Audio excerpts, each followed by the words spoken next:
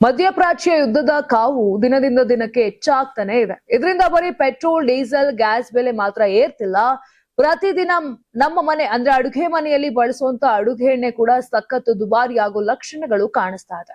ಈ ವರ್ಷದ ಅಂತ್ಯದ ವೇಳೆಗೆ ಭಾರತದ ಖಾದ್ಯ ತೈಲ ಆಮದು ಬಿಲ್ ಬರೋಬ್ಬರಿ 1.75 ಲಕ್ಷ ಕೋಟಿಗೆ ಮುಟ್ಟಲಿದೆ ಅಂತ ಇಂಡಸ್ಟ್ರಿಯ ತಜ್ಞರು ಭವಿಷ್ಯವನ್ನ ನೋಡ್ತಿದ್ದಾರೆ. ಹೌದು, ನವೆಂಬರ್ 2025ರಿಂದ ಅಕ್ಟೋಬರ್ 2026ರ ಮಾರುಕಟ್ಟೆ ವರ್ಷದಲ್ಲಿ ನಮ್ಮ ಆಮದು ಬಿಲ್ 9% ಹೆಚ್ಚಾಗಲಿದೆ ಅಂತ ಎಸ್ಸಿಎ ಅಧ್ಯಕ್ಷ ಸಂಜೀವ್ ಅಸ್ಥಾನಾ ಹೇಳಿದ್ದಾರೆ.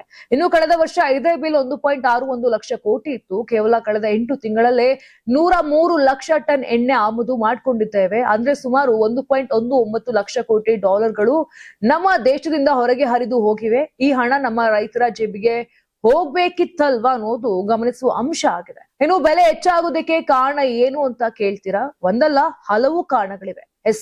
ಮೊದಲನೇದು, ರೂಪಾಯಿ ಮೌಲ್ಯ ಕುಸಿದು ಆಮದು ದುಬಾರಿ ಆಗ್ತಾ ಇದೆ. ಎರಡನೇದು, ಮಾನ್ಸೂನ್ ಕೊರತೆ ಮತ್ತು ಖಾರಿಫ್ ಬಿತ್ತನೆ ವ್ಯಾಪಕವಾಗಿ ಕಡಿಮೆಯಾಗಿರೋದು. ಮೂರನೇದು, ಇಂಡೋನೇಷ್ಯಾ ದೇಶ ತನ್ನ ಪಾಮ್ ಆಯಿಲ್ ಅನ್ನ ಬಯೋಡೀಸೆಲ್ಗೆ ಹೆಚ್ಚು ಬಳಸಿಕೊಳ್ತಿರೋದ್ರಿಂದ ಗ್ಲೋಬಲ್ ಮಾರ್ಕೆಟ್ ನಲ್ಲಿ ಪೂರೈಕೆ ಕೊರತೆ ಆಗಿದೆ. ಇನ್ನು ಇದರ ಜೊತೆಗೆ ಸಾಗಣೆ ಮತ್ತು ಇನ್ಶೂರೆನ್ಸ್ ಚಾರ್ಜಸ್ ಕೂಡ ಹೆಚ್ಚಾಗಿದೆ. ಇದಕ್ಕೆಲ್ಲ ಒಂದೇ ಪರಿಹಾರ ಇದೆ, ಅದು ದೇಶೀಯ ಎಣ್ಣೆ ಬೀಜ ಉತ್ಪಾದನೆಯನ್ನ ಹೆಚ್ಚು ಮಾಡೋದು.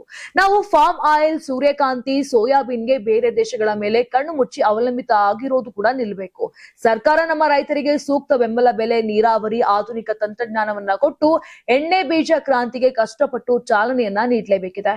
ಸಮಯಕ್ಕೆ ಸರಿಯಾಗಿ ಸರ್ಕಾರ ಮತ್ತು ರೈತರು ಕೈ ಜೋಡಿಸದಿದ್ರೆ ಅಡುಗೆ ಎಣ್ಣೆ ಬೆಲೆ ಸಾಲದಕ್ಕೆ ದೇಶದ ಆಹಾರ ಭದ್ರತೆಗೂ ಕಂಟಕವಾಗುವುದರಲ್ಲಿ ಅನುಮಾನ ಏನಿಲ್ಲ. ಇನ್ನು ಮುಂಬರುವ ದಿನಗಳಲ್ಲಿ ಈ ಎಣ್ಣೆ ಶಾಕ್ ಸಾಮಾನ್ಯ ಜನರ ಜೇಬಿಗೆ ಎಷ್ಟು ಕತ್ತರಿ ಹಾಕುತ್ತೋ ಅನ್ನೋದು ಸೂಕ್ಷ್ಮವಾಗಿ ಗಮನಿಸುವಂತ ವಿಚಾರವಾಗಿದೆ.